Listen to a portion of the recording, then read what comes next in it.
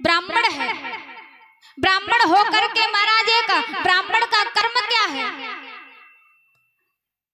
भगवान श्री राम की पत्नी यानी कि जानकी माता का हरण करा है, हरण किया है। रावण कौन है? ब्राह्मण।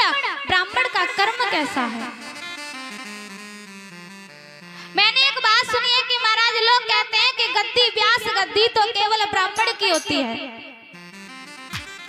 व्यास गद्दी ब्राह्मण की होती है। अब आप सभी बतावे ब्राह्मण कहते किसे हैं? आप एक बात विचार कीजिए, यदि किसी ब्राह्मण के घर में उसकी गाय पड़ा डाल दे तो महाराज वह पड़ा भी ब्राह्मण हो गया। भैंस का जो बच्चा है, बछड़ा है महाराज, भैंस का बच्चा भी ब्राह्मण हो गया, क्योंकि महाराज उसने जन्म तो आखिर ब्राह्मण के घर में ही लिया है। होगा कि नहीं होगा? देखो, मैं किसी की निंदा किसी की करना नहीं चाहती। मैंने सुना है कि महाराज इस व्यास गद्दी के अधिकार ब्राह्मण होते हैं। ब्राह्मण के घर में जन्म लेने से ब्राह्मण नहीं होते। यदि ऐसा होता तो भैंस का पड़ा भी ब्राह्मण होना चाहिए। अब आप सभी बतावें कि ब्राह्मण के घर जन्म लेने से भैंस का पड़ा ब्राह्मण नहीं हो सकता। ब्राह्मण किसे कहते हैं? ब्राह्मण बनते कैसे हैं? ब्राह्मण महाराज केवल कर्म से बनते हैं।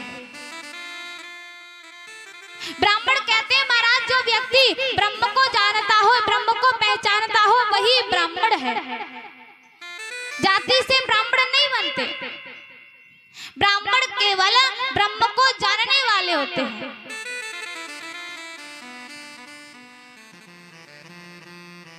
और कहते हैं कि व्यास गद्दी पर नारी बैठ नहीं सकती, अबला बैठ नहीं सकती, स्त्री बैठ नहीं सकती। यदि ऐसा किसी शास्त्र में वेद में लिखा है कि नारी गद्दी पर बैठ नहीं सकती,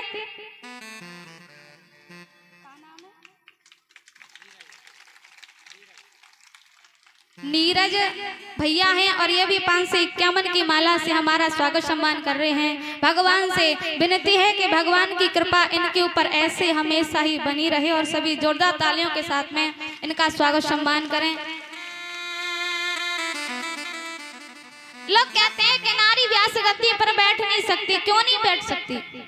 क्योंकि नारी अपवित्र है, पवित्र नहीं है।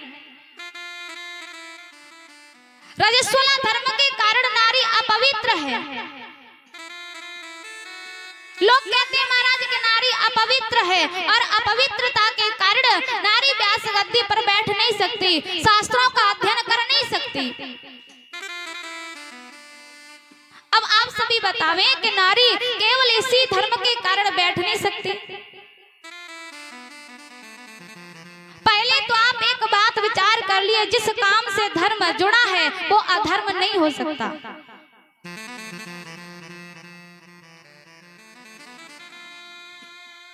आप नारी के रजस्वला के कारण इस नारी से घृणा करते हैं और महाराज इसी के कारण आप जितने भी ज्ञानी पुरुष संसार में होते हैं वो इसी के कारण संसार में आते हैं। यदि नारी इस रजस्वला से ना हो तो महाराज किसी भी व्यक्ति का जन्म ही नहीं होगा, क्योंकि महाराज 9 मास महीने उस खून को इकट्ठा करके उसमें से आप बनते हो और आप उसी नारी से घृणा करते हो। अपवित्रता तो महाराज नारी के अंदर ही नहीं मनुष्य के भी अंदर होती है। अपवित्रता नारी के अंदर ही नहीं होती, मनुष्यों के भी अंदर होती है महाराज।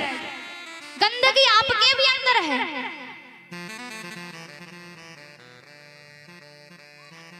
लेकिन महाराज कहते हैं कि नारी बैठ नहीं सकती। क्यों नहीं बैठ सकती? आपका भी शरीर 5 तत्वों से बना है, इस नारी का भी शरीर 5 तत्वों से बना है। ये नारी क्या नहीं कर सकती? ये नारी राम कृष्ण जैसे भगवान को पैदा कर सकती है, तो राम कृष्ण की कथाओं को व्यास गद्दी से बैठ करके क्यों नहीं कह सकती?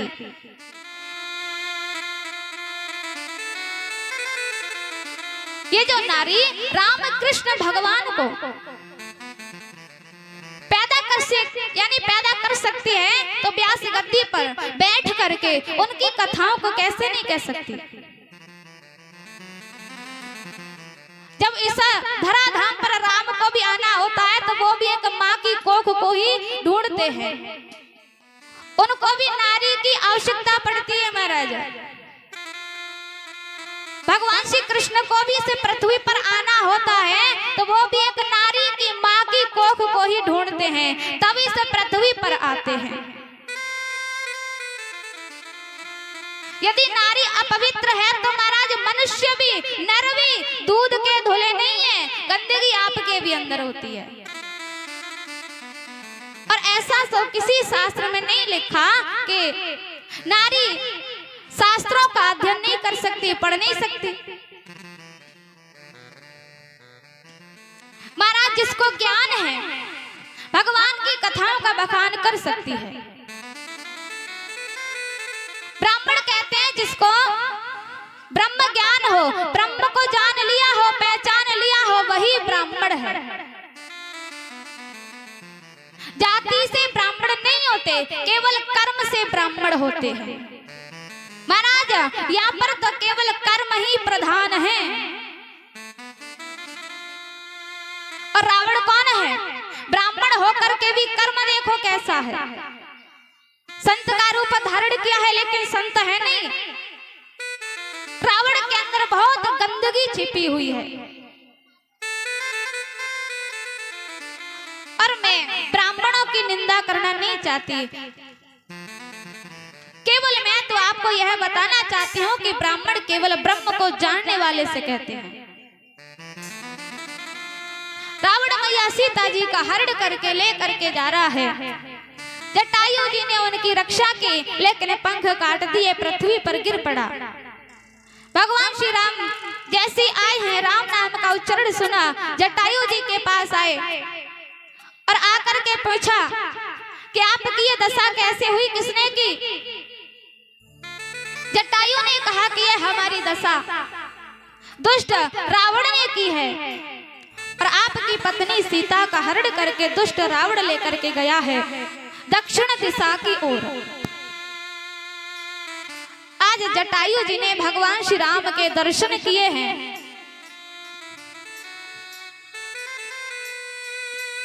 अब तो महाराज जटायु ने भगवान की गोद में ही अपने प्राणों को छोड़ दिया है। भगवान श्री राम ने जटायु का अपने हाथों से दाह संस्कार किया है। और उसके बाद में आगे चलते जा रहे हैं और एक कबंध नाम का राक्षस है, भगवान ने उसका भी कल्याण किया है। अब चलते चलते आए हैं महाराज शबरी के पास में। ये जो शबरी है ये मतंग ऋषि की शिष्या है और आश्रम पर रहकर के महाराज भगवान श्री राम की ये प्रतिदिन बैठ करके इंतजार करती है कि शायद मेरे राम आ रहे होंगे। राम जी का इंतजार करती है और आज जैसे ही शबरी पर भगवान ने कृपा की है, शबरी के पास में भगवान श्री राम आए हैं। शबरी ने भगवान श्री राम के दर्शन किए हैं महाराज, दर्शन करके धन्य हो गई है। शबरी ने भगवान के लिए बेर इकट्ठे करके रखे थे, बेर लाई भगवान को और चक चक करके भगवान को खिला रही है। भगवान तो महाराज भाव में शबरी के झूठे बेर खा भी रहे हैं लेकिन लक्ष्मण जी नहीं खा रहे, पीछे की ओर फेंकते जा रहे हैं। राम जी का कितना सुंदर भाव है, भाव से कोई व्यक्ति खिलाता है तो खाते जाते हैं। भगवान कहते हैं भाव का भूखा हूं मैं और भाव ही एक सार है। भाव से बचता मुझे तो भव से बेड़ा पार है।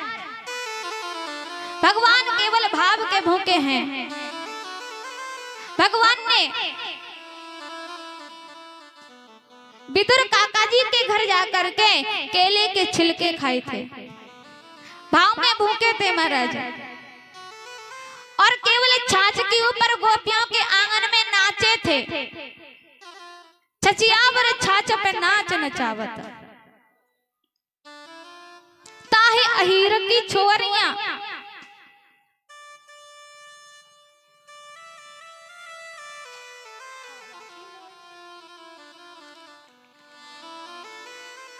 केवल महाराज भाव में आकर के, प्रेम में आकर के भगवान ने गोपियों के आंगन में नाच किया है, नाचे हैं।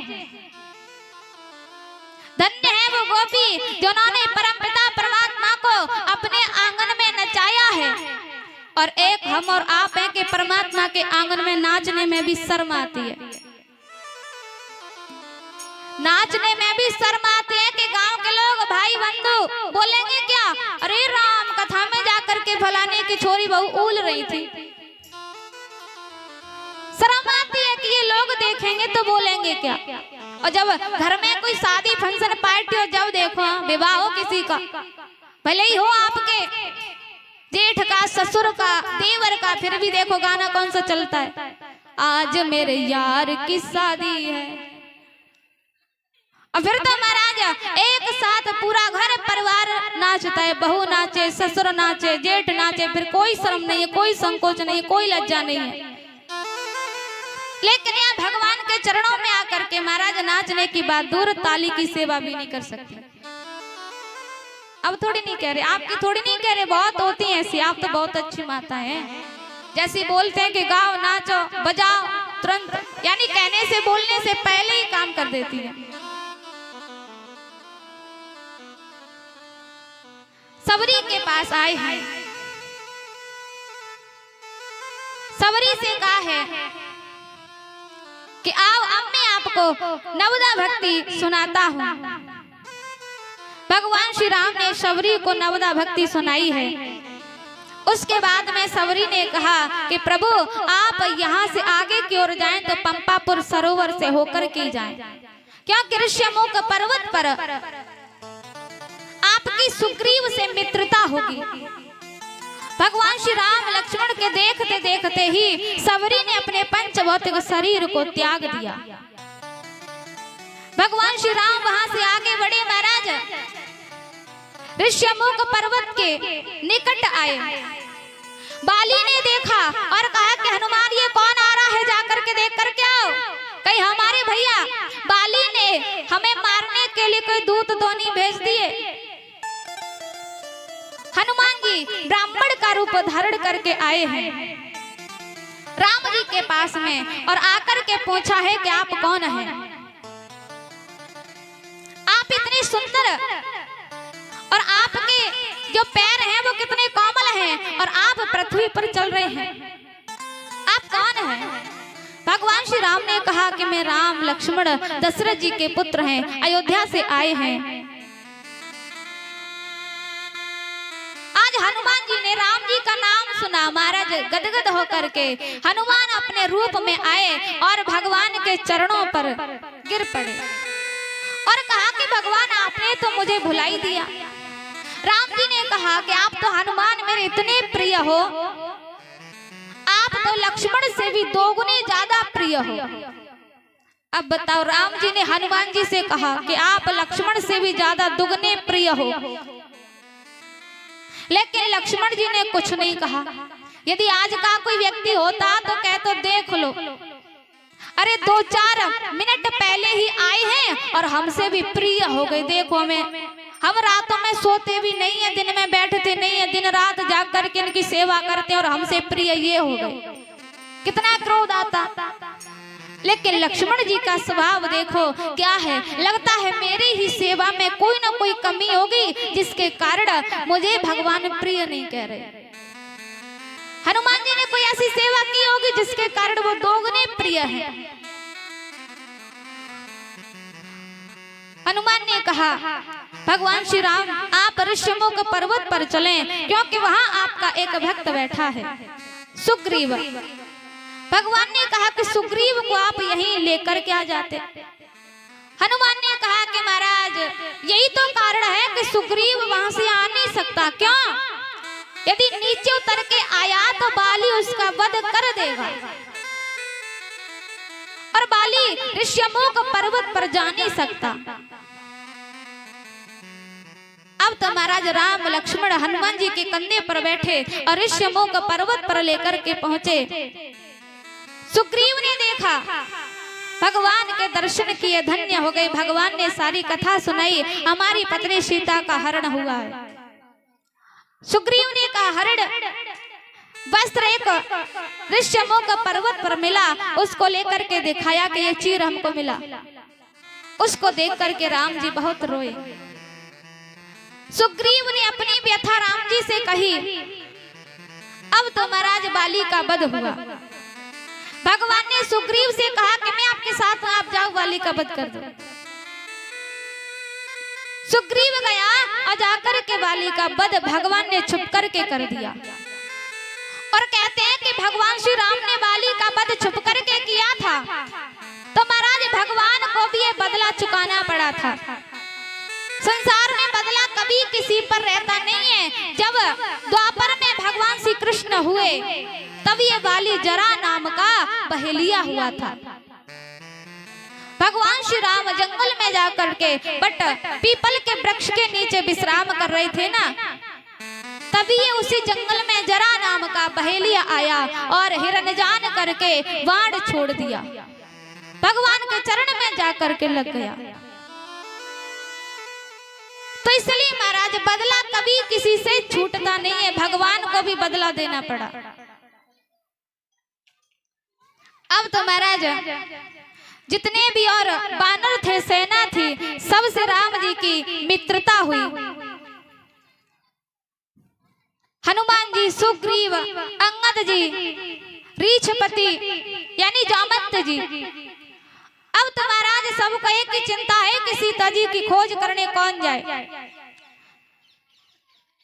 लेकिन महाराज सीता जी की खोज करने के लिए कौन जा सकता है, ये रीछपति जामवंत जी जानते थे। लेकिन हनुमान जी बिल्कुल चुपचाप बैठे हैं, कुछ बोलते नहीं हैं। उन्होंने कुछ कहा नहीं कि आप जाओ राम जी का कार्य करो। उन्होंने कहा कि हनुमान आप कैसे चुपचाप बैठे हो। कहा रीछपति सुनो हनुमान